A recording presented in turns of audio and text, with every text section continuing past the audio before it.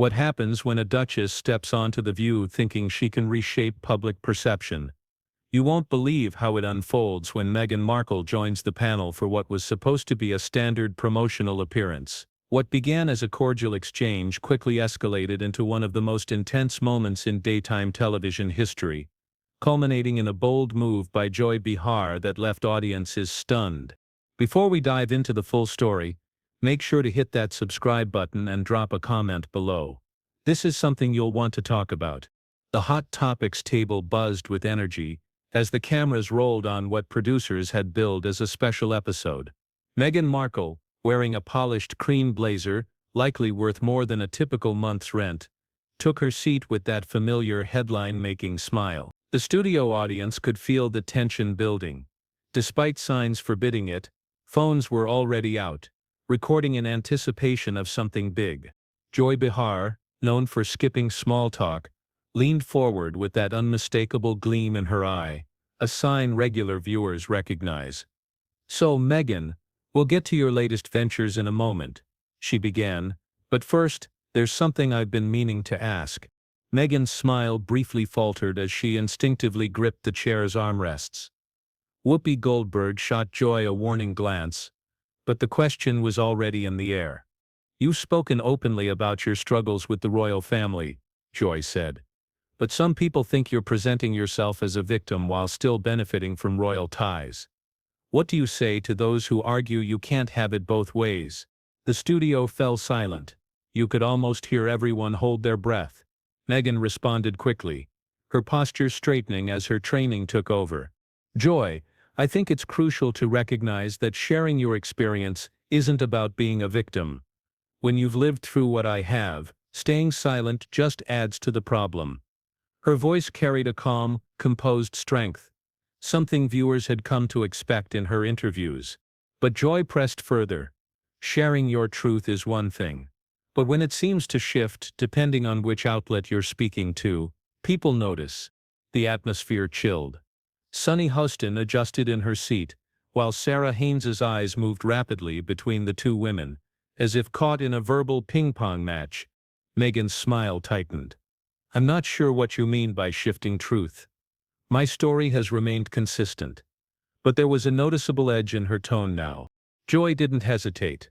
"Really? Because on Oprah you said you had no idea what you were stepping into with the royal family. But in your Netflix series you mentioned doing detailed research. Which one is accurate?" Her question was direct, aimed at highlighting discrepancies in Meghan's public statements. Meghan flushed slightly. The tension behind her composed appearance was starting to show. "Those aren't contradictions, Joy," she said. "You can study something and still not grasp the reality of living it. No amount of research can prepare you for the emotional toll." Her voice had started to rise, and her relaxed demeanor was clearly fading. Whoopi stepped in, trying to guide the conversation in a different direction. "Let's shift to your current projects. I hear you've got some exciting things coming up." But Joy wasn't finished. "Before we move on, one more thing. You've said you were silenced by the institution. But you've done several interviews, written books, produced documentaries, and hosted a podcast. How exactly were you silenced?" Her tone was skeptical, and the rest of the panel began to look genuinely uneasy about where the conversation was going. Meghan let out a dry, strained laugh. "Having the chance to speak now doesn't erase the years I spent being silenced. My presence here doesn't undo the past." Her hands were visibly shaking, whether from emotion or tension was unclear. Joy continued, now clearly pressing forward. "What I don't get," she said, "is that you stepped away from royal life citing privacy. Yet, you've shared deeply personal stories, private conversations, intimate details, even phone calls. How do you justify wanting privacy while also sharing so much publicly?" The question hit hard. Meghan's expression shifted, her usual calm giving way to something sharper. "I think you're misrepresenting the issue, Joy," she replied. "There's a big difference between choosing to share your story and having it misrepresented by others." "Is there though?" Joy quickly countered. "Because from this side of the table it seems like you're trying to control the entire narrative. Privacy when it benefits you, exposure when it suits your image. That's not how things work for the rest of us." The studio was dead silent now. Even the camera crew seemed locked in place, watching closely. Meghan's breathing grew uneven, her polished demeanor beginning to slip under the intensity of Joy's questioning. "That's incredibly unfair," Meghan responded, her voice now tinged with real emotion. "You're criticizing me without understanding what it's like to have your life under constant scrutiny, where everything you say or do is picked apart and twisted." Joy leaned in, clearly sensing momentum. "But Meghan, you chose this. No one made you join the royal family. And when it wasn't what you expected, no one forced you to stay. What frustrates people is that you're asking for sympathy for decisions you made on your own." The words hung heavily in the air. Everyone in the studio understood something had shifted.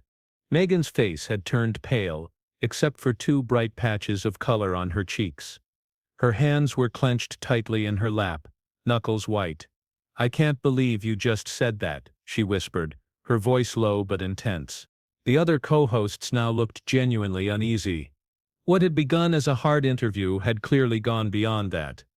Yet Joy remained unfazed. If anything, she appeared more energized. "I'm just saying what a lot of people are already thinking," Joy continued. "You made your choices, and now you're asking for sympathy because you don't like the fallout." Now fully overcome, Meghan rose from her chair so suddenly that it nearly tipped over. Her blazer was wrinkled from where her hands had gripped it tightly.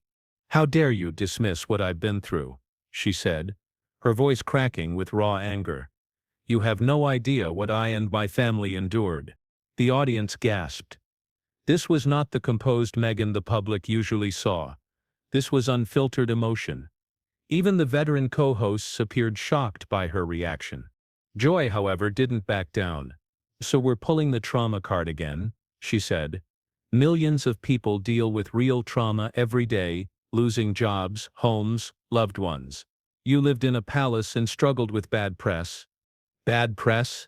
Meghan's voice rose sharply. "They tried to destroy me. They questioned my child's heritage. They pushed me to the edge mentally. And you're calling that bad press?" Her hands shook so much, she had to hold on to the back of her chair to steady herself. At that point, Whoopi finally stepped in, her voice calm but firm. "Okay, let's take a moment. This is getting too heated." But Meghan wasn't ready to back down. "No, Whoopi, I'm done staying calm. I'm done being told to breathe while I'm being attacked." She turned to face the panel, eyes blazing. "Each of you sits here every day talking about supporting women. But the moment I walked onto this stage, you all sat by while I was torn apart." Sarah Haynes's usual upbeat expression was gone. She seemed genuinely uneasy. "Meghan, no one here is trying to attack you. Joy is asking questions. Viewers naturally have." "Questions?" Meghan's laugh was short and brittle. "Doubting my trauma and hinting I wanted racial abuse. Those are questions." She turned back to Joy, eyes blazing. "You keep talking about choices, Joy. The choice to stay silent while people mocked my mother. The choice to smile while the tabloids lied about me every single day." Joy leaned back, arms folded, clearly satisfied with the tension she had created. "And the choice to sign huge deals while presenting yourself as a victim? The choice to criticize your husband's family on global television? Those choices too." The words struck hard. Meghan's expression shifted rapidly. Hurt, anger, disbelief, and even a hint of desperation. "You're twisting everything. You're repeating exactly what they did." "Who's they, Meghan?" Joy pressed. "The British press? The royal family? Anyone who questions your version of events?" Sunny Hostin, quiet until now, tried to interject. "Joy, maybe we should." "No," Meghan snapped. "Let her continue. Let everyone see her true colors."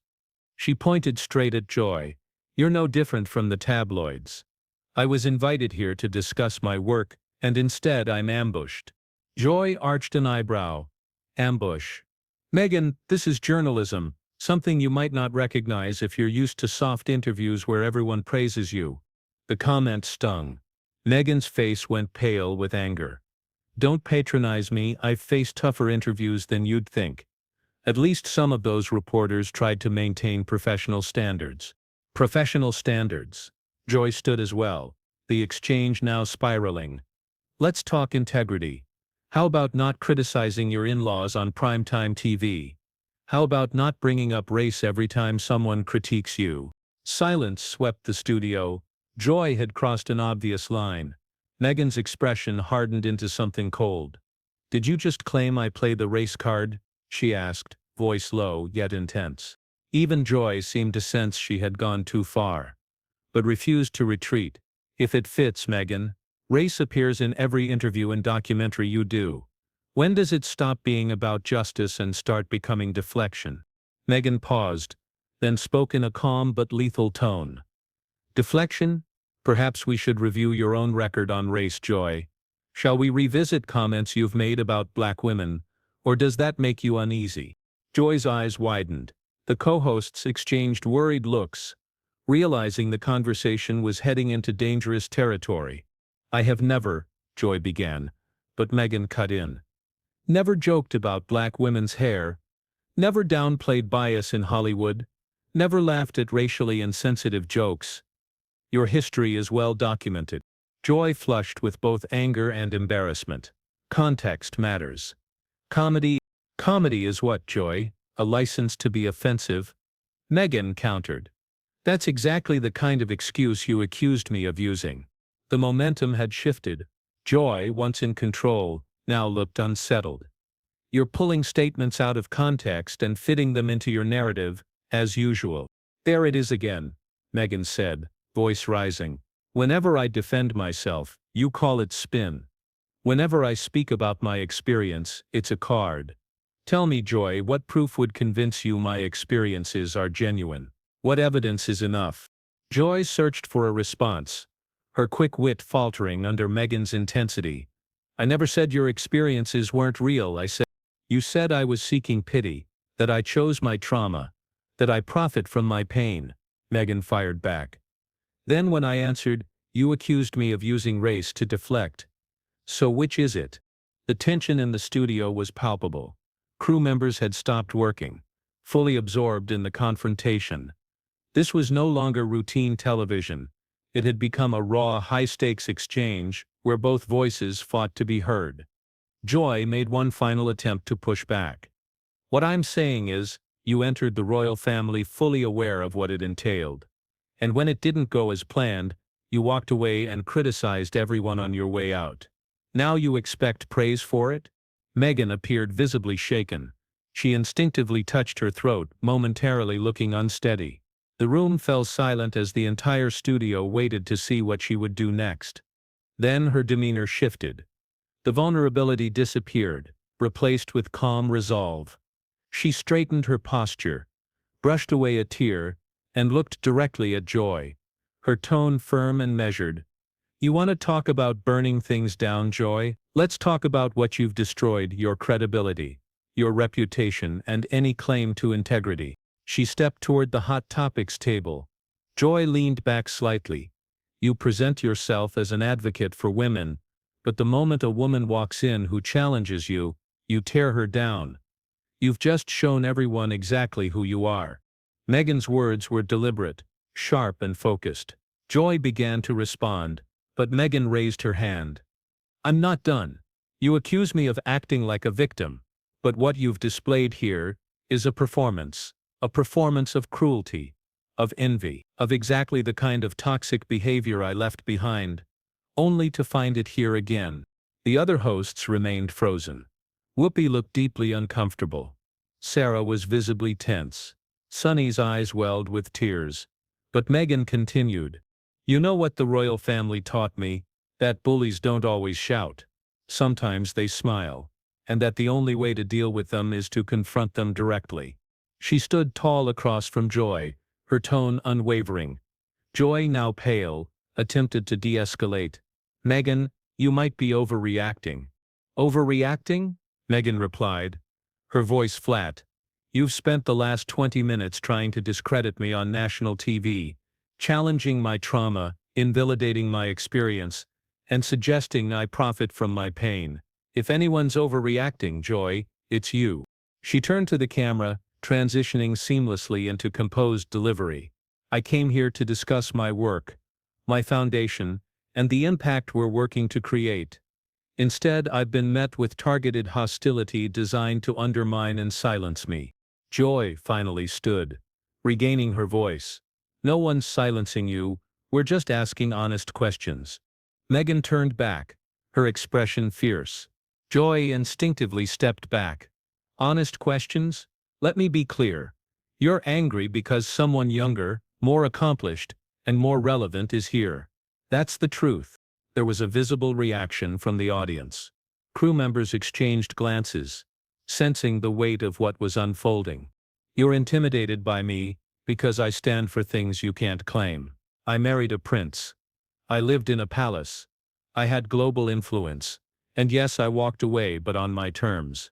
Joy's face was flushed with frustration. You're arrogant and self-absorbed. Say it, Meghan interrupted. Stop hiding behind forced professionalism and faux journalistic standards. Say what you really think. Be honest. The room went quiet again. Joy looked around, realizing she had reached a critical point. Saying anything more could end her career. But saying nothing might do the same. I think you're someone who's never been held accountable, and now that someone finally is, you can't handle it. Joy made one final attempt to push back.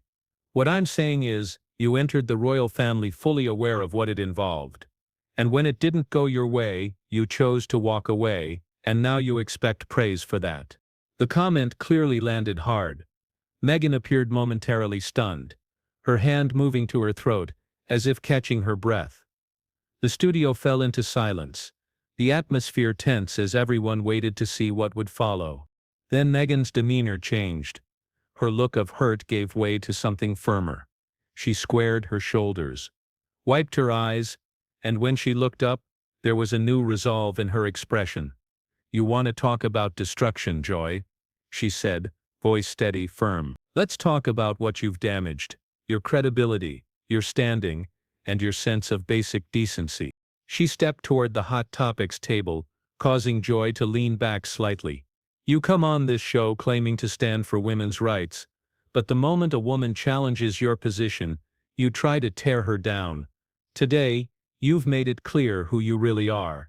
Meghan's words were clear and deliberate, designed to land. Joy tried to respond, but Meghan held up a hand. I'm not done.